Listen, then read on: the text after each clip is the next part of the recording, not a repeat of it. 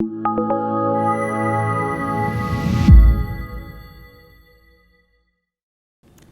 evening or good afternoon, as the case may be, and thank you for joining us for the virtual Africa Day Memorial Lecture of the University of the Free State for 2022. My name is Dr. Mnyaradzi Mshonga, Program Director for Africa Studies in the Center for Gender and Africa Studies. Today, we celebrate the 59th Africa Day since its inception in 1963 with the founding of the Organization of African Unity, the forerunner of the African Union. The Africa Day Memorial Lecture is one of the flagship academic events on the calendar of the University of the Free State since the very first one delivered in 2009 by Professor Achille Mbembe. Over the years, we have been honored to host some of the greatest African intellectuals of their generation, including Professors Ali Mazuri, Mahmoud Mamdani, Ngungi wa Thiongo, Henning Melba, Sabelo Jengi of Gacheni, and Walter D. Mignolo, to name a few. We are truly honored to have Professor Bagele Chilisa deliver the lecture this year.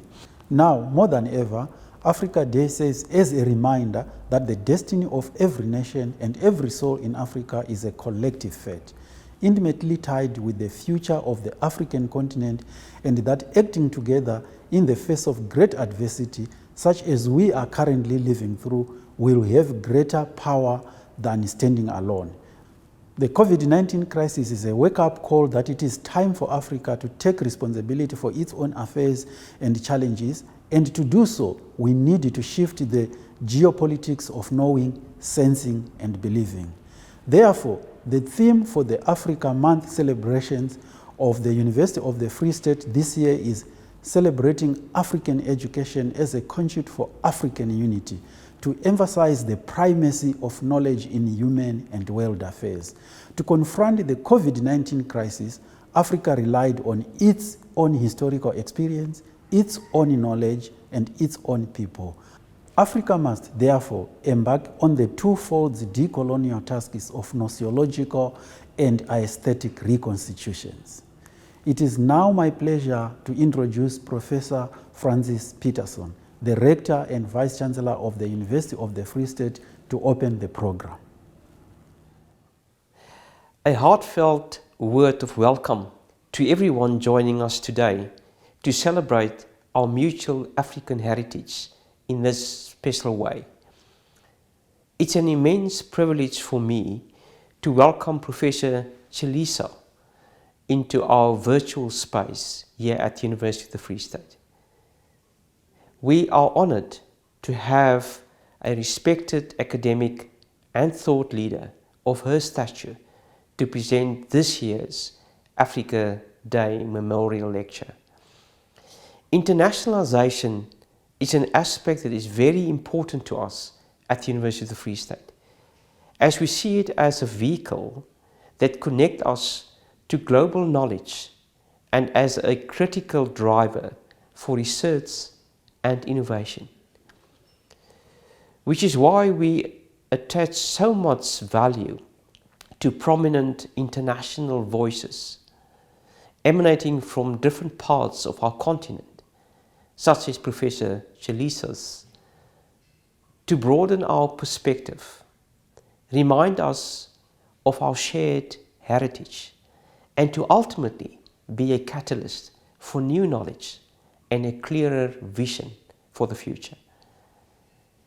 Not only do we, as a university, cherish collaboration with other institutions of higher learning, we are continuously striving to preserve and grow our own staff and student diversity, and to attract the most brilliant minds from across the globe to join our university community. As part of this mission, I recently had the privilege of visiting Ghana, home to one of Africa's greatest sons and most prominent thought leaders, Kwame Nkrumah, a visionary leader to whom I believe Professor Chilisa will also refer in her presentation. During this visit, I was reminded how interconnected we are as African people, how similar our journeys have been, and how much we can learn from one another when it comes to the process of decolonizing our curriculum and incorporating indigenous knowledge. The world is waking up to the unique, high-quality contribution by African scholars, not only in recent times, but throughout the ages. More and more prominent thought leaders are advocating that we as African institutions should not always blindly conform to European and Western criteria of what constitutes research excellence, calling for a more African-centered paradigm which provides a space for African people to decipher their own experiences, philosophies, and constructions on their own terms, instead of being directed through a Eurocentric lens, which leaves us as African institutions with the challenge of maintaining a balance between building a globally competitive university and being nationally responsive to the unique challenges facing our continent's people. At the University of the Free State, we strive for excellence in everything we do, but we also believe that we have a very definite society-focused role, and that our teaching and learning, as well as our research efforts, should have real-world application and should ultimately make a difference in the communities we serve. As I hand over to Professor Chilisa, I want to remind you of something that Kwame Nkrumah said. Action without thought is empty. Thought without action is blind. May we reflect on that today as we take time to not only think about our unique African heritage and our place in global knowledge production, but also consider how we can translate it into action that will take our continent and our world forward. Thank you. Thank you, Professor Peterson. While the Africa Day Memorial Lecture is very much aimed at intellectual reflection, Africa Day is also about celebrating the best in African music, art, and culture. The Faculty of the Humanities at the University of the Free State hosts excellent arts and music programs and has produced outstanding talent over the years. We, as the Center for Gender and Africa Studies, have collaborated with the Odeon School of Music over the years to enrich our Africa Day Memorial Lectures in the past. This year, our collaboration has produced something really special with an original song composed by our colleague Dr. Sikanise Kankosi from the Odeon School of Music, with contributions from Batebe Clan Praise Poetry, by Sisutu praise singer Mabelengi Muhulu, and isiZulu spoken word contributions by Zulu poet Tina Mtalani. The name of the song is Umnoto we Africa, meaning the wealth of Africa, to recognize that the true wealth of Africa lies in her people and African indigenous knowledge systems. The song, including isiZulu and Sisutu poetry, is used courtesy of the artist. Please enjoy with us the premiere of the music video produced especially for our Africa Day Memorial Lecture this year.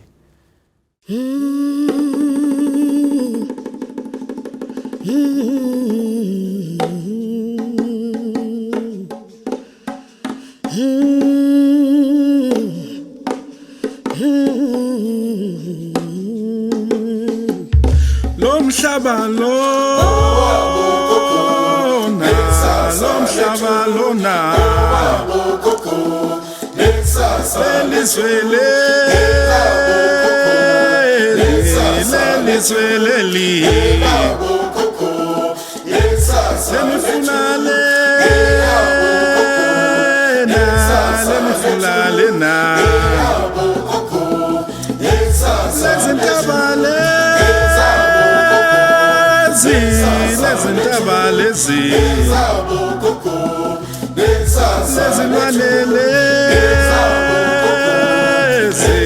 lezilwane lezi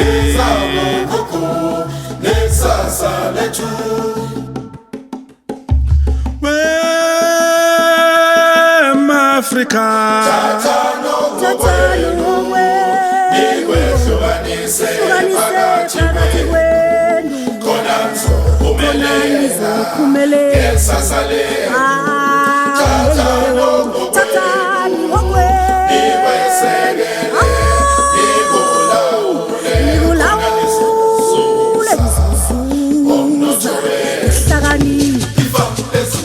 yazisa imvelo imifula nezilwandle yazisa imfuyo ingumcebo ofihliwe vikela izilwane obhejane ukuze zificwe nayisizukulwane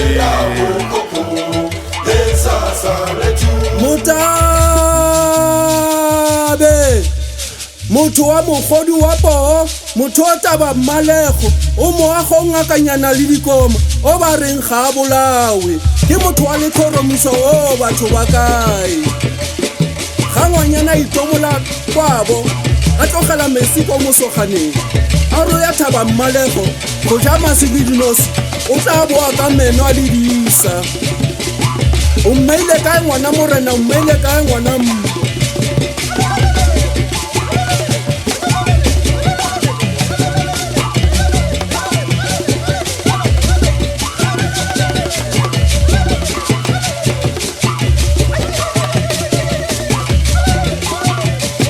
umeile kai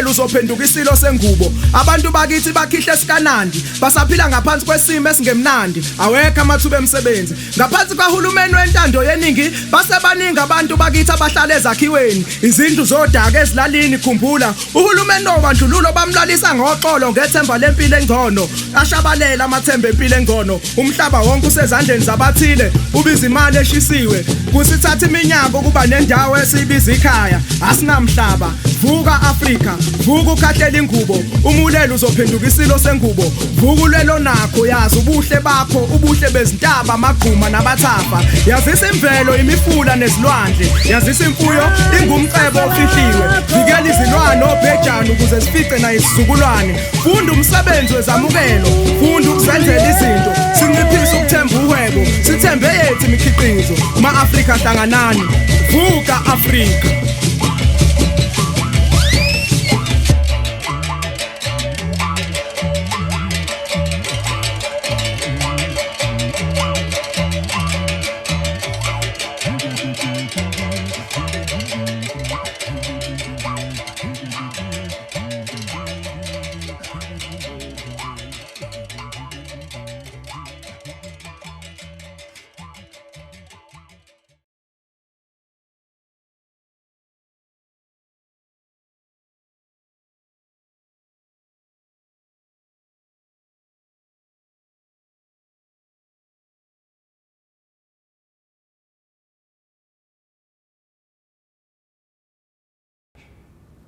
At this point, I would now like to invite Professor Chicha Twala, the Vice Dean of the Faculty of the Humanities, to introduce our speaker, Professor Bagele Chilisa, and our topic for tonight. The Africa Day Memorial Lecture has been an important part of university calendar since 2009 and is hosted every year by the Center for Gender and Africa Studies. As the Faculty of the Humanities, we are proud to be associated with an event that celebrates such a key milestone in African history. I'm honored to introduce the speaker for the 2022 Africa Day Memorial Lecture at the University of the Free State, Professor Chilisa. Professor Chilisa is a renowned post-colonial scholar, researcher, author, educator, and African thought leader. Some of the causes that she has been facilitating for over 30 years include research design, policy design, and measurement and evaluation courses, among others. As a professor at the University of Botswana, she has supervised more than 50 master's and PhD dissertations and has served as an external examiner for numerous PhD theses in the Southern African Development Community SADC region. Her interest in community-based research has driven her to write extensively on indigenous knowledge, as well as publish a book titled Indigenous Research Methodologies, which has sparked international discourse on the importance of indigenous methodologies, especially in Africa. She has shared her intellectual knowledge about indigenous research methodologies on several platforms at several conferences at universities in South Africa, USA, Norway, UK, and Italy. With over 80 publications, Professor Chilisa has been recognized as the Researcher of the Year and awarded the UB Research Team Leadership at the University Research Awards ceremony in 2019. She has also been awarded the prestigious USA National Institute of Health Research Award on Capacity Building on HIV and AIDS. The title of her lecture tonight is Research and Knowledge Production, Africa and the Call of the Fifth Research Paradigm. Good morning, everybody. Good morning. I'm honored to be the 2022 scholar to give a lecture to commemorate the African Union Day.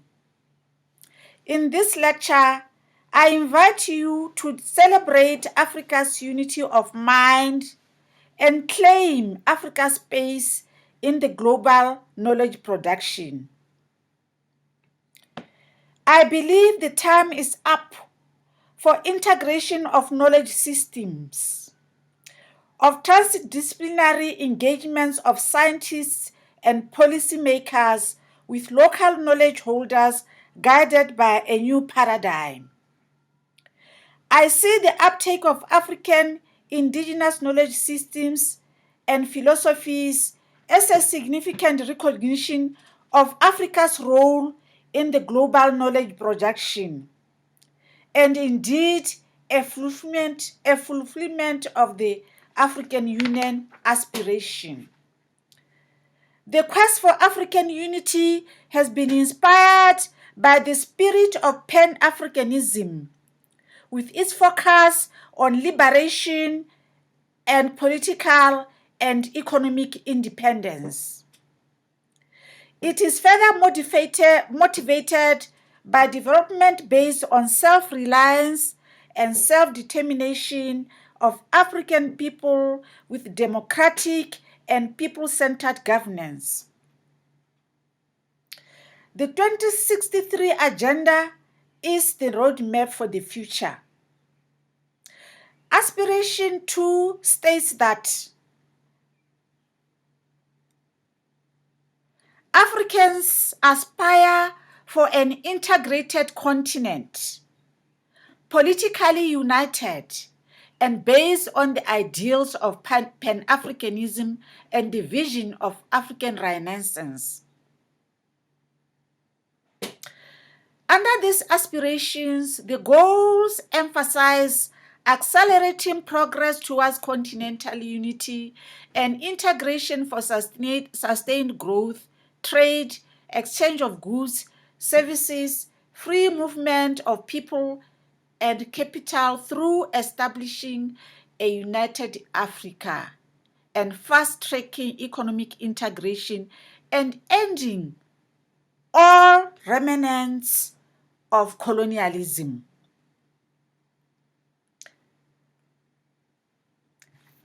Today, I invite you to reflect on possible remnants of colonialism in the context of our aspirations to unite as Africans and find solution to Africa's problems. Julius Nyerere, one of the African leaders, fathers of African unity, left us these words of wisdom. Unity will not make us rich, but it can make it difficult for Africa and the African peoples to be disregarded and humiliated. And it will therefore increase the effectiveness of the decisions we make and try to implement for our development. My generation led Africa to political freedom. The current generation of leaders and peoples of Africa must pick up the flickering torch of African freedom, refuel it with their enthusiasm and determination.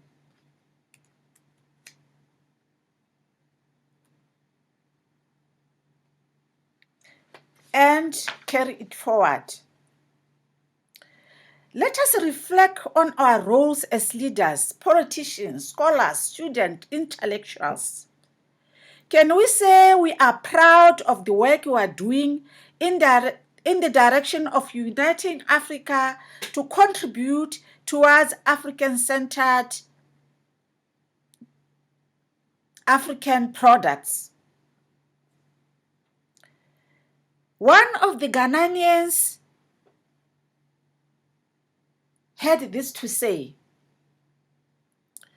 the African struggle for freedom has perfidously been betrayed by a vile assortment of black neo-colonialists, quack revolutionaries, briefcase bandits, jaguar Marxists, crocodile liberators, and military coconuts, aided by a swarm of pro-bar politicians and intellectual prostitutes who have sold out their integrity and principles.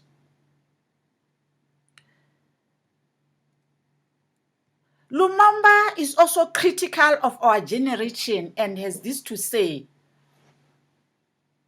we live in Africa where people have lost their self-pride, and Africa where Africans are not proud of their things, and Africa where in the hotels of Dar es Salaam or Nairobi, even food has foreign names. When we fry potatoes, we call them French fries, even when they are fried in Africa. African scholarship is critiqued for exhibiting intellectual cultural betrayal, self-dehumanization, and inferiority complex. It is criticized for exhibiting a captive mind that is prone to uncritical imitation of Western paradigms.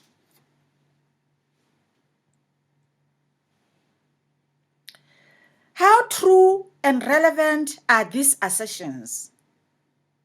Are there remnants of colonialism that we need to get rid of? The struggle to decolonize our land and gain political independence has largely been won. It would appear that while we wage a strong fight to decolonize our land, the battle to decolonize our mind is far from being won. In academia, the science disciplines, among them biology, chemistry, etc., etc., the humanities, amongst them art, languages, literature, etc., and the business field among the disciplines accounting, economics, etc. Colonialization is still ongoing. We are told that the disciplines we know, as we know them today, started with scholars specializing in particular areas, collaborating to determine definitions, boundaries, and contours for the field of study. The definitions and boundaries of academic disciplines are continuously being revised and redefined to respond to the needs of society. The question is, to what extent are we as African academics participating in this dialogue? I remember that as a student at the University of Pittsburgh in the US, in each course, the prescribed main textbook or supplementary textbook was either from one of the professors in the faculty, written by the course instructor, or an American intellectual. In most African universities, it is uncommon to prescribe a textbook by an African scholar. Why is that? Today's struggle is on the control of knowledge production. In academia, it is a struggle to continuously redefine the academic discipline, determine their content, and influence their market value.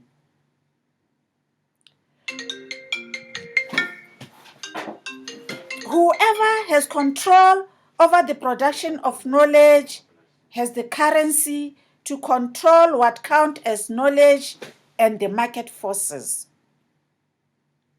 Foucault reminds us that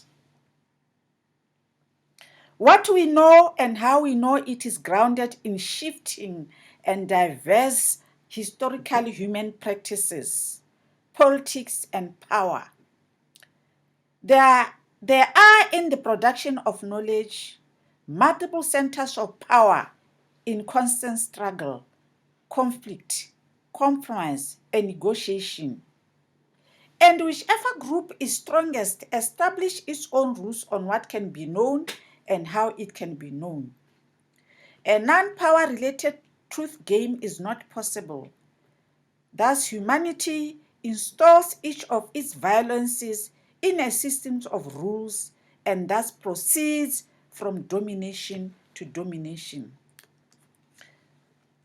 The father of African Union, Kwame Nkrumah, called for African-centered knowledge, while Ake called for promotion of endogenous knowledge and Ngungi wa Thiongo called for decolonization of the mind.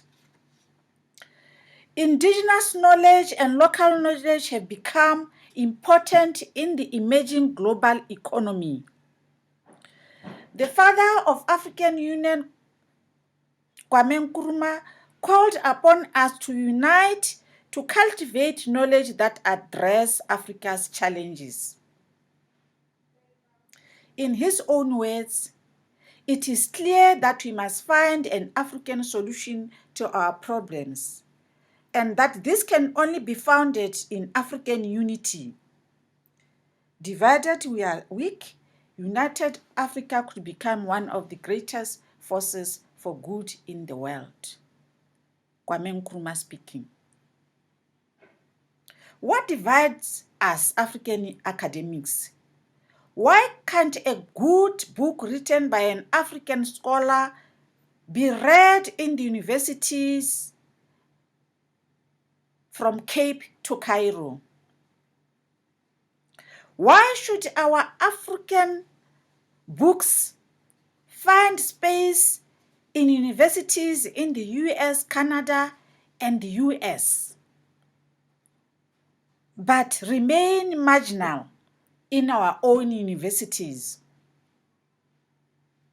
The African Renaissance calls for Africans to base their knowledge production and processes on the custom, traditions, and languages of the African people.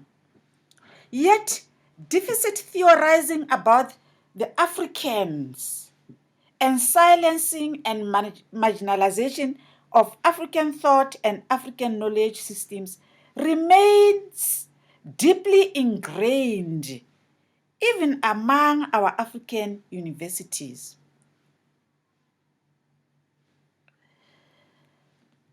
The African Evaluation Association, a very important association in Africa, has advocated for what has become known as the Made in Africa evaluation informed by African values.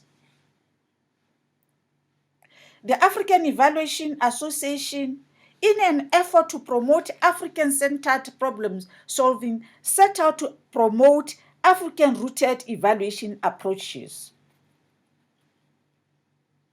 It came up with several resolutions,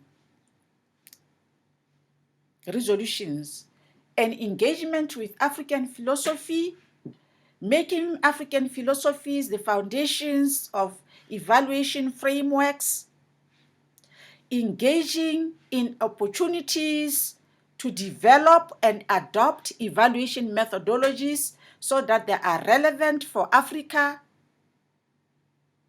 and inviting African thought leaders to participate in knowledge development and contribute to global knowledge. And African universities to originate new knowledge on evaluation that is based on African knowledge systems. There is, however, resistance from within the continent. In discussing the challenges of a public policy evaluation approach founded on African values, Oyezemana noted, most indigenous African conceptions of causality, beliefs in magic and supernatural powers, which are associated with African indigenous philosophy of Ubuntu and communalism, cannot systematically and scientifically be proven.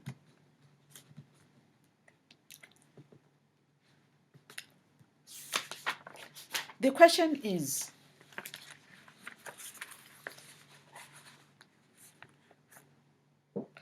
can magical power and supernatural powers be ascribed to Africans only? One of the French philosophers, a philosopher and a mathematician,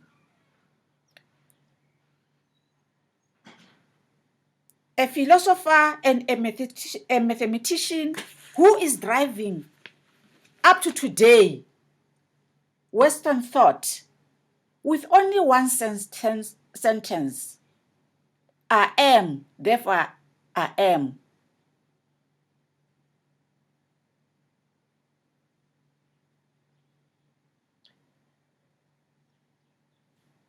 He tells us that he credits his science, his methodology, to a supernatural encounter during which the Spirit of truth descended upon him and possessed him.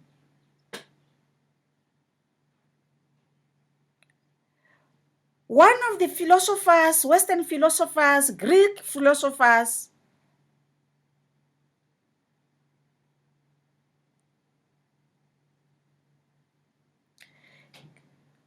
came up with the interpretive paradigm. And the interpretive paradigm is informed by hermeneutics. And you are told that Hermes is a god in Greek methodology who had the power to communicate the desires of the gods to mortals.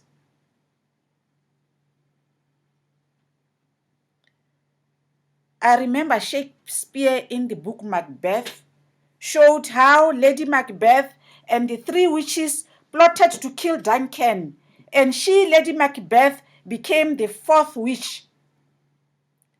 That is a book set in the UK. And our literature reflects our experiences. If there were witches, then at some point in the UK, there was also sorcery. In the West, there was also sorcery. Today, in the Western world, plots to conquer, control, and erase other knowledge systems do not happen through witchcraft, but other sophisticated ways of controlling the mind that, while not labeled witchcraft, in reality serves the same purpose. Silencing and marginalization of African knowledge systems occurs through vilification, creating binaries of the rational Western knowledge and the irrational other, and overloading the scholarship market with deficit labeling. Should we not be weary of these stereotypes? Blount, in his book, The Colonizer's Model of the World, shows how the Euro-Western thought creates binary opposite that marginalizes other knowledge systems.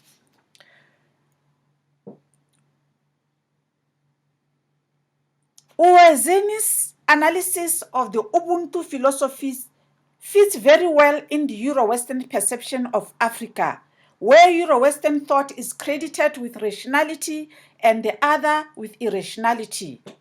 Africa, theoretical reasoning of the West with theoretical reasoning, and Africa with sorcery. The West with inventiveness, and Africa with imitativeness. The African university, it seems, cannot be trusted with community knowledge. Collaborating elites profit from adherence and mimicry of Euro-Western experts in the form of models, theories, paradigms, formulas marketed in books, journals, grants, and franchise. And Euro-Western standards have become the standard against which we judge ourselves. The National Research Foundation of South Africa, in an effort to promote indigenous knowledge, established the Indigenous Knowledge Systems Program. The program seeks to promote research in order to deepen understanding of IKS, to deepen understanding of the role of IKS in community life, and to contribute towards sustainable development of not only South Africa, but the African regions as a whole. To achieve these goals, academics are expected to partner with indigenous knowledge holders. But there is a problem. A review of the program showed no evidence of funded projects where IK holders were PIs in joint projects with academics. The methodologies, analysis, and dissemination modes were determined by the academic researchers. The academic language also drove the research application, inhibiting IKS holders.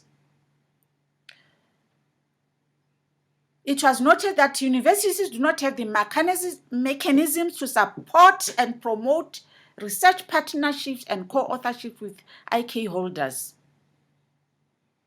And the IK holders, they generally become informants or data sources. There is evidence of also stealing of African indigenous knowledge. It is said that once, for example, an indigenous plant finds its way in the African university laboratories, it loses its names. Its name is given a new name. it is lost in the new name and ceases to be indigenous. And ceases to be of benefit to the community.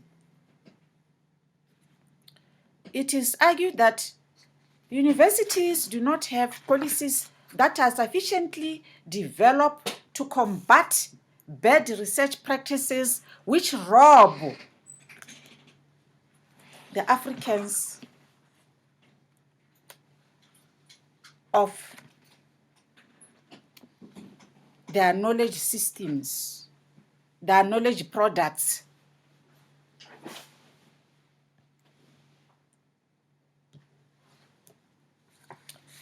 There are, however, promising practices in the South African Indigenous Knowledge System program. We are told that some professors were able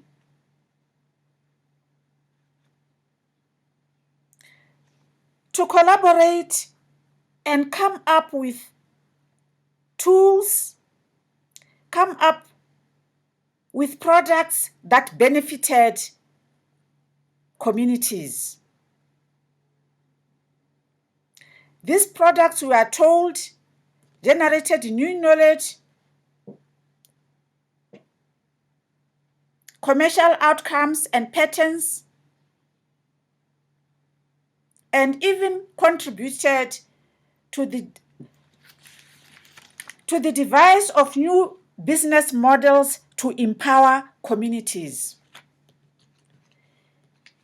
In one project, a Moringa project initiated by Mavis Matavata in her village in Limpopo, she created African-centered products that benefited communities. The Moringa products, we are told, supplied households with Moringa supplements,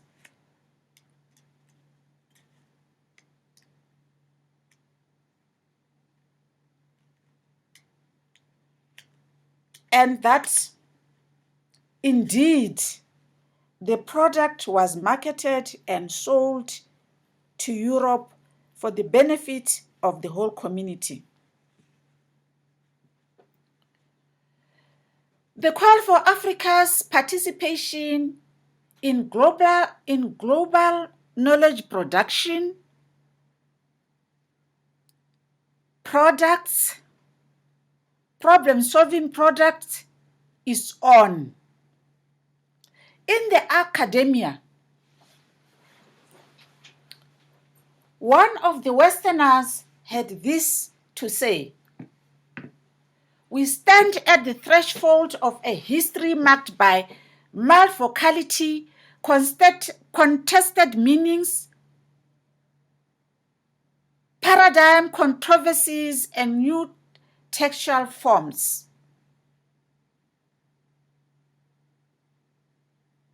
At some distance, when its history is written, we'll find that this has been an era of emancipation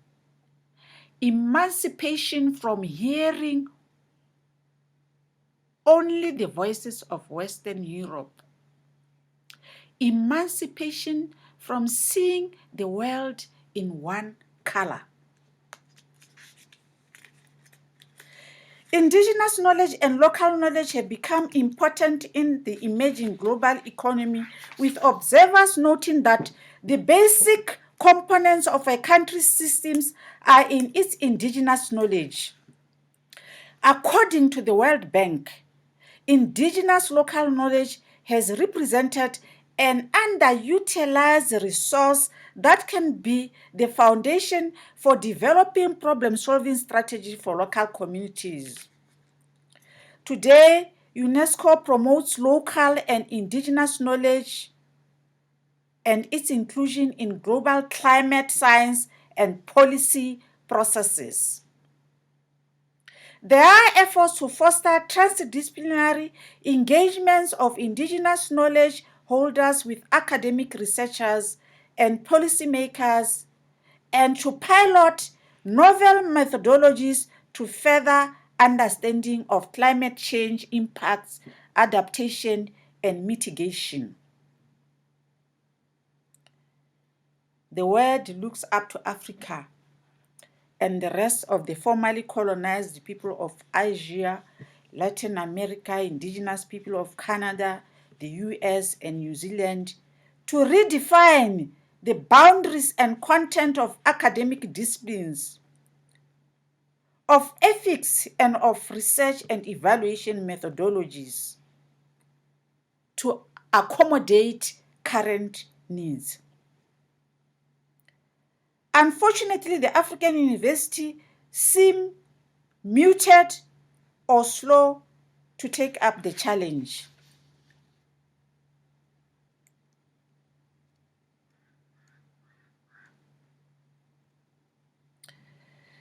In Africa, a voice of wisdom is calling, and this is Kwame Nkrumah. He says, "Countrymen, the task ahead is great indeed, and heavy is the responsibility. And yet it is a noble and glorious challenge. A challenge which calls for the courage to dream, the courage to believe, the courage to dare, the courage to do, the courage to envision, the courage to fight, the courage to work, the courage to achieve the highest excellences and the fullest greatness of man. Dare we ask for more in life?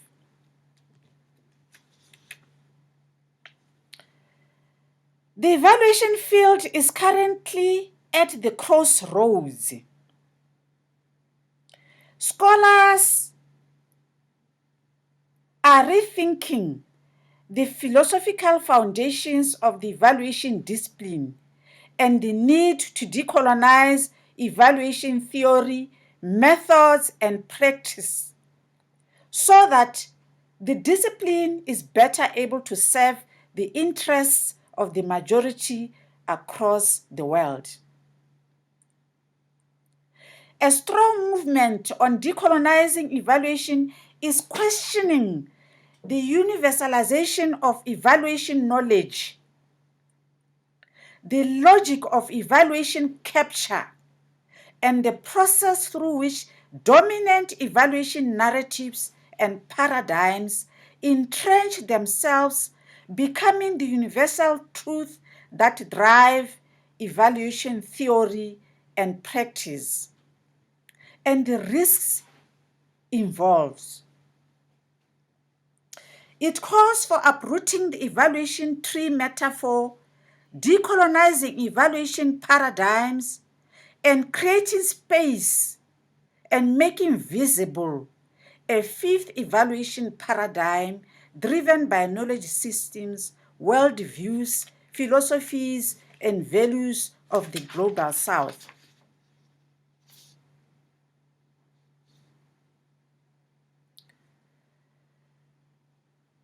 Briefly, the contour and boundaries of research and evaluation methodologies are guided by four paradigms. Positivism, with its belief in one reality knowable within a certain probability and value-free. Constructivism, with its belief in multiple realities, a subjective knowledge influenced by a value-laden inquiry. Pragmatism, which is belief in the value of practical knowledge, and the transformative paradigm with its belief in power relations that determine what counts as reality and knowledge, and social justice as the driving value system to inform our research and evaluation inquiry.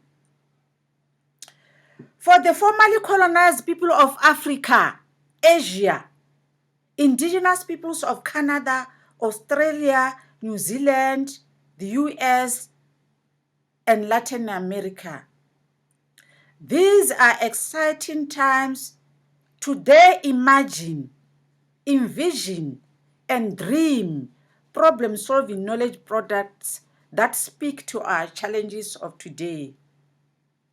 Today, the philosophy of Ubuntu is at the center stage of global evaluation and set to contribute to the design of better theory of evaluation that has transformative concepts.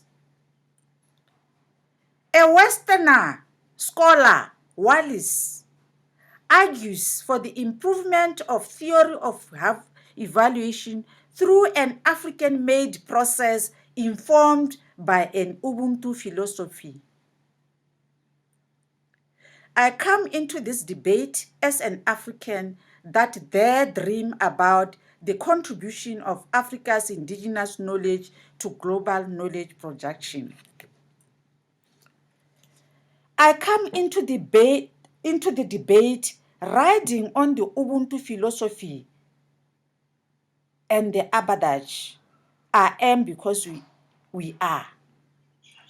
I invite each one of us to ride on the African saying, I am because we are. A saying that embodies the philosophy of Ubuntu, to dare dream, believe, imagine, and envision African-centered problem-solving knowledge products.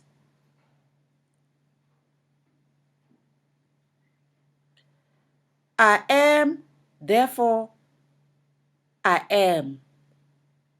It's a saying by one of the Western philosophers, a French philosopher, René Descartes. I am, therefore we are. I speak proud, I stand confident that I am because we are. It's the saying that stands to be embraced by all across the world. I have, on the basis of African philosophy, with its emphasis on relations, relationality, I've proposed a post-colonial indigenous paradigm.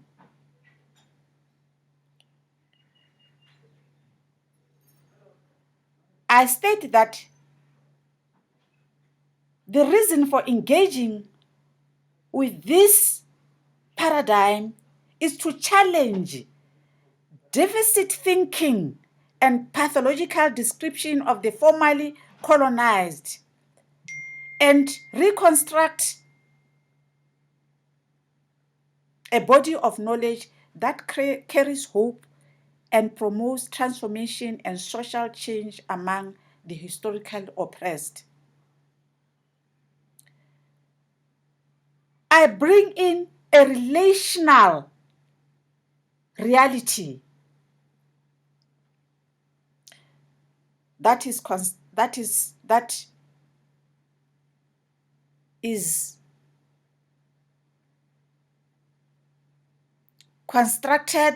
in multiple ways. This is a reality that honors spiritual context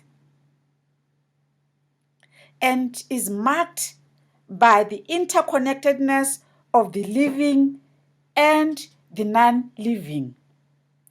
It emphasizes relational existence.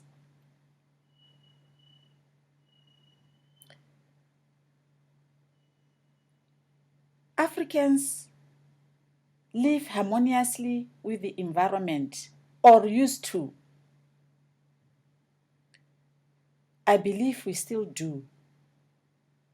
We still have some places that we revere. Imagine an evaluator is evaluating the use of a clinic. And in the process, he finds that not many villagers go to this clinic. And then he asks why. Then they say, this clinic was built on the graves of our ancestors. And the evaluator, who is steeped in Western knowledge and Western thought, he will say again, there they go, sorcery, superstition. But is it superstition, or is it an expression of how Africans live harmoniously with their environment? Today, we are told that there are efforts to have legislations about the right of animals, the right of this and that, and so on. Africa has always had the rights for the environment, for we are interconnected with the environment. The environment is our friend. This is why this post-colonial indigenous paradigm stands to teach other paradigms how Africa has coexisted with the environment, and how this coexistence can inform how we address the greatest problem of our times: climate change.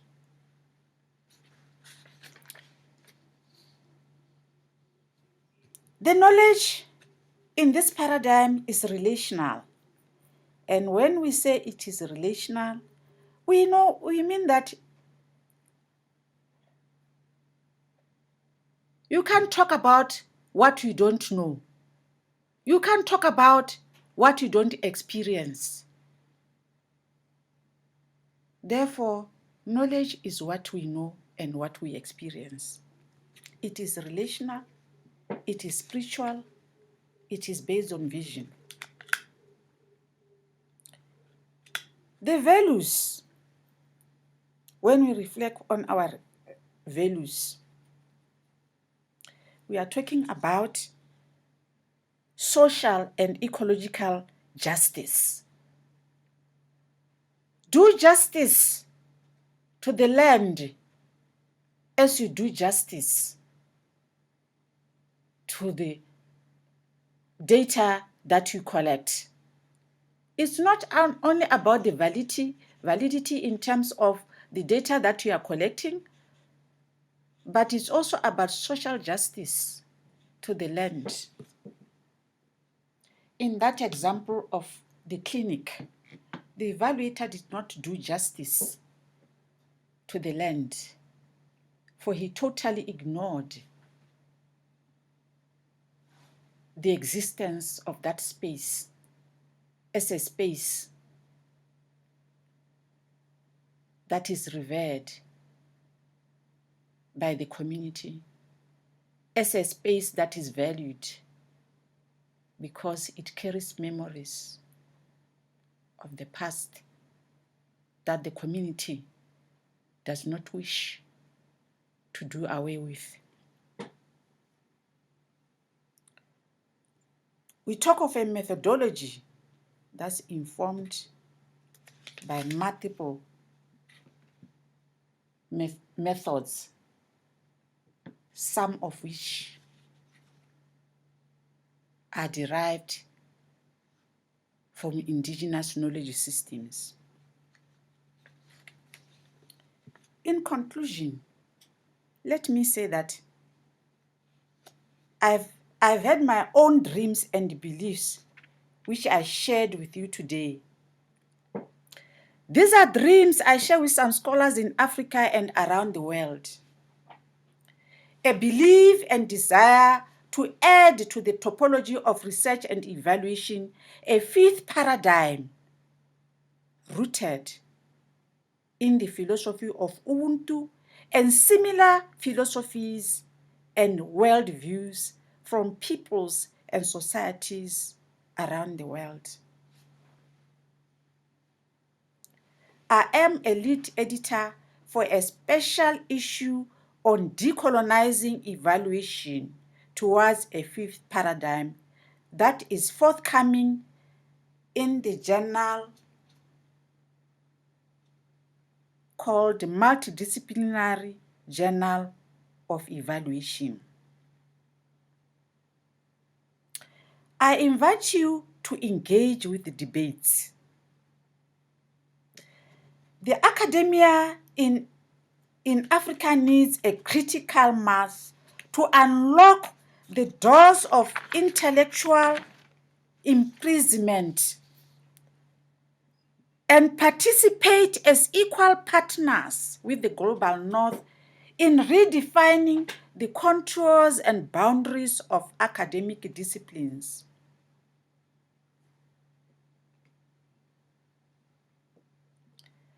African governments need to fund African universities to rigorously engage with problem-solving research and to create a demand for African-centered problem-solving products.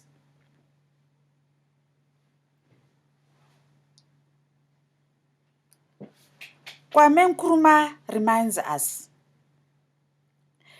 if we do not approach the problems in Africa with a common front and a common purpose among ourselves until we are colonized again and become the tool of a far greater colonialism than we suffered hitherto, we cannot, in all seriousness, study ourselves through the eyes of other people's assumptions.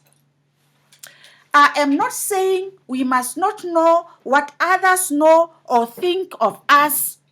I am saying we must think for ourselves like others do for themselves. Kwame Nkrumah says, I am not an African because I was born in Africa, but because Africa was born in me. I thank you. I'm an African. Thank you, Professor Chilisa, for this insightful and provocative lecture. As the event draws to a close, Dr. Stefan Keud, the director of the Center for Gender and Africa Studies, will do the vote of thanks and closing. But first, let me highlight the importance of the work of the No Student Hungry program at the University of the Free State. At this moment in time, we find ourselves living through a life-altering historical event that threatened the lives and livelihoods of many people. At the University of the Free State, many of our students face challenges of food insecurity on a day-to-day basis. It is extremely hard to nourish the mind when the body is not nourished, first and foremost. Unfortunately, the COVID-19 pandemic has compounded the food insecurity, threatening so many of our students. In honor of our speaker tonight, Professor Chilisa, we have made a donation of 15,000 rands to the No Student Hungry program, and we hope our contribution will make a small positive impact in the lives of students in need. The No Student Hungry program provides our students in need with an allowance for a meal of the day at a specific dining hall on campus. Students are selected in terms of financial need and a commitment to give back to the community. The program allows students to focus on their studies without worrying about their next meal, thus increasing their chances to excel academically and ultimately obtain their degree. This will in turn have a positive effect on poverty reduction in our country. In 2011, a research study conducted by the Department of Nutrition and Dietetics indicated that 59% of our students' population suffer from food insecurity. More recent studies also confirm that student food insecurity is a reality among university students. The South African Survey of Student Engagement annual report in 2016 indicated that 77% of our first-generation students ran out of food without being able to afford food for the rest of the month. These are often students with strong academic records, but without adequate funding for regular meals, and this is why students' well-being will remain a priority at the University of the Free State. It is my responsibility to bring to a close the 2022 Africa Day Memorial Lecture with a vote of thanks. There are always many people, groups, organizations, departments and units that contribute in bringing events such as these to our audience, and I would like to single out the following. Our speaker, Professor Bagele Chilisa, thank you for your insightful and powerful message, calling for indigenous knowledge systems to be recognized as a fifth research paradigm and how African philosophies can be used to produce knowledge that is uniquely African. Indigenous knowledge is the most appropriate body of knowledge to help us understand how millions, if not billions of people around the world live their daily lives in their unique environments. Indigenous knowledge is an integral part of people's embodied human experience, where the nature of the immediate environment and different cultural and social transactions in that context shape the nature of their embodiment. By incorporating multiple ways of thinking and bodies of knowledge in an ecology of knowledges, to borrow an idea from decolonial scholar Boaventura de Sousa Santos, we can expand the epistemic horizons of scholarship. For me, this concept is about recognizing multiple ways of knowing and engaging with natural, social, or symbolic environments. Thank you, Professor Chilisa, for reminding us of the immense potential Indigenous knowledge has for pedagogy and research. The Rector and Vice-Chancellor of the UFS, Professor Francis Peterson, thank you for your message of welcome and for creating time in your packed schedule to participate in this event. Thank you for your tireless role in increasing the visibility and impact of the Centre for Gender and Africa Studies and the University of the Free State. The Vice-Dean of the Faculty of the Humanities, Professor Chicha Twala, thank you for welcoming and introducing Professor Chilisa today. But above all, thank you for the continued support from the Deanery for the activities of the Centre for Gender and Africa Studies. Our moderator today, Dr. Mnyaratsi Mushonga, the Africa Studies Program Director in the CGAS, thank you for your role as moderator for the 2022 Africa Day Memorial Lecture and for approaching Professor Chilisa to be our speaker for today. Director of the International Office, Dr. Cornelius Hagenmeyer. Cornelius, thank you for your and your colleagues' tireless efforts to celebrate Africa during the University's Africa Month celebrations in May each year. As the Centre for Gender and Africa Studies, we are proud to be part of this broader initiative. I would like to thank the following individuals and organizations who made the wonderful music video possible. From the Odeon School of Music in the Faculty of Humanities, I would like to express our deepest gratitude to Dr. Sonkanise Ka-Nkosi for his willingness to participate and their extraordinary musical contribution today. To Dr. Jan Beekes and Dr. Frelete Villiers from the Odeon School of Music, thank you for supporting this endeavor and allowing Dr. Nkosi to participate in this project. And thank you for always being willing to collaborate with the Centre for Gender and Africa Studies. I would like to highlight the contributions of the following artists and/or producers in the recording of the song. Sonkanisi Kankosi, composer, lead vocalist, and on Uhadi. Tlali Magene, producer, congas, backing vocals. Mabeleng Moholo, Sesotho praise singer, and on Chipendani, percussion and backing vocals. Trina Mtalani, Zulu poet. Busi Gama, female backing vocals, and Dan Selsik, recording and mastering. I would like to reiterate that use of the original song is courtesy of the composer Sonkanisi Kahankosi, the Barolong poem from Batabi clan praise poetry courtesy of Sesotho praise singer Mabeleng Moholo, and isiZulu poetry courtesy of Zulu poet Trina Mtalani. And the music video was produced by Doti Productions. The UFS Communications and Marketing Department, I would like to give special thanks to Alicia Pinar for her enormous help with the arrangements to make this memorial lecture possible. I would also like to thank Lasha Loder, the Director of the Communications and Marketing Department, for her advice and support, as well as Barnett Nagel, who provided valuable assistance. Yvette Kleinans and the team from Bristol, thank you for all the technical support to bring this lecture to life. Annelies Versaghi, Senior Officer at COFSI Support Services, thank you for your important work in the No Student Hungry program. Portia Kati, Senior Assistant Officer at the Centre for Gender and Africa Studies, thank you for the role you played in the organisation of this event.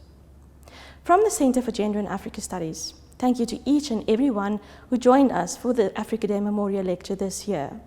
We look forward to celebrate the 60th Africa Day with you in 2023. Wherever you are, please stay safe. Goodbye.